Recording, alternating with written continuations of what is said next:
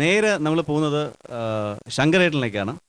ശങ്കരേട്ടൻ ഭയങ്കര എന്താ പറയുക, ഒരു സീരിയസ് ലുക്കിലൊക്കെയാണ് ഇരിക്കുന്നത്. എങ്കിലും ചോദിക്കുന്ന ചോദ്യം ആദ്യം തന്നെ, ഈ സിനിമയ്ക്ക് എന്തെങ്കിലും ഒരു കുഴപ്പം പറ്റിയിരുന്നെങ്കിൽ ഏറ്റവും ആദ്യം ബ്ലെയിം ചെയ്യുന്ന ഒരാൾ ശങ്കരേട്ടനായിരുന്നേനെ. പക്ഷേ അല്ല. ഇതിൽ ഈ ഡയലോഗ്സ് യൂസ് ചെയ്തിരിക്കുന്നതിൽ വളരെ ഫ്രഷ്നെസ് ഫീൽ ചെയ്തു. നേരത്തെ തന്നെ ഞങ്ങൾ സന്തോഷേട്ടനും രാജുവായിട്ട് സംസാരിക്കുകയുണ്ടായി ആ ഫ്രഷ്നെസ്സിനെ പറ്റി. എങ്ങനെയാണ് ഈ ഒരു ന്യൂ ജനറേഷൻ സിനിമ എന്ന് വിശേഷിപ്പിക്കാവുന്ന ഈ കാലഘട്ടത്തിൽ വന്ന ശങ്കരേട്ടന് ഇങ്ങനത്തെ കൈൻഡ് ഓഫ് ഒരു ഡയലോഗ്സ് എഴുതാനുള്ളൊരു ചങ്കൂറ്റം അല്ലെങ്കിൽ ആ ഒരു ഇത് കിട്ടിയത്? പ്രത്യേകിച്ച് ഇതിന് മുമ്പ് എഴുതിയിട്ടുള്ളത് പണ്ട് വടക്കൻ പാട്ടുകളിലെ ശാരംഗപാണി സാറും അല്ലെങ്കിൽ അതിനുശേഷം MT സാറൊക്കെയാണ് ഈ കൈൻഡ് ഓഫ് ഇതിൽ എക്സ്പെരിമെന്റ്സ് നടത്തിയിട്ടുള്ളത്.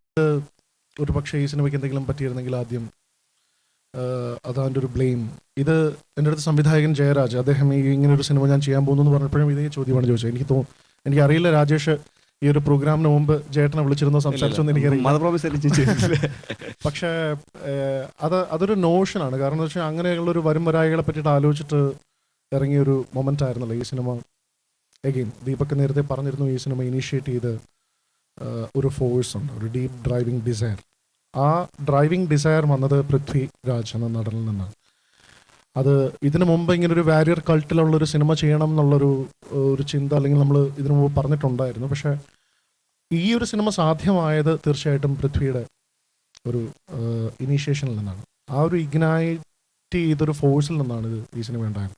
പിന്നീട് അത് നാച്ചുറലി അങ്ങനെ ഒരു സിനിമ എഴുതുമ്പോൾ വന്നു ചേർന്ന കാര്യങ്ങൾ, അത് പ്രത്യേകിച്ച് ഒന്നും പ്ലാൻ ചെയ്തൊന്നുമില്ല, സിനിമയ്ക്ക് ആവശ്യമെന്ന് തോന്നിയ ഘടകങ്ങളിലൂടെ സഞ്ചരിച്ചു എന്നുള്ളതേ ഉള്ളൂ. രണ്ടാമത്തെ കാര്യം, ഈ സിനിമ എഴുതി തുടങ്ങാൻ വേണ്ടിയിട്ട് നമ്മൾ തീരുമാനിച്ചിട്ട് ഇതിൻ്റെ ഒരു റിയൽ ലൊക്കേഷനിലേക്കും സ്പേസസിലേക്കും പോയപ്പോൾ ഇതിൻ്റെ സംവിധായകനായ ശ്രീ സന്തോഷേട്ടനുമായിട്ട് ഒരുപാട് ചർച്ചകൾ നടന്നിരുന്നു. അപ്പം സന്തോഷം പറഞ്ഞൊരു കാര്യം, വൺ ലൈനേഴ്സ് അല്ലെങ്കിൽ അങ്ങനെ ഒരു വളരെ ഷോർട്ടായിട്ടുള്ള വളരെ റിവെറ്റ് ചെയ്ത് പോകാൻ പറ്റുന്ന ലെവലിലുള്ളൊരു പാറ്റേൺ ആയിരിക്കും കുറച്ചുകൂടെ നന്നാവുക, rather than getting into more of ഒരു ഇമോഷണൽ ടെൽ ടെയിൽ എന്നുള്ള ലെവൽ. അപ്പം അങ്ങനെ ഒരു കാര്യത്തിൽ അങ്ങനെ ചെയ്തു എന്നുള്ളേ ഉള്ളൂ.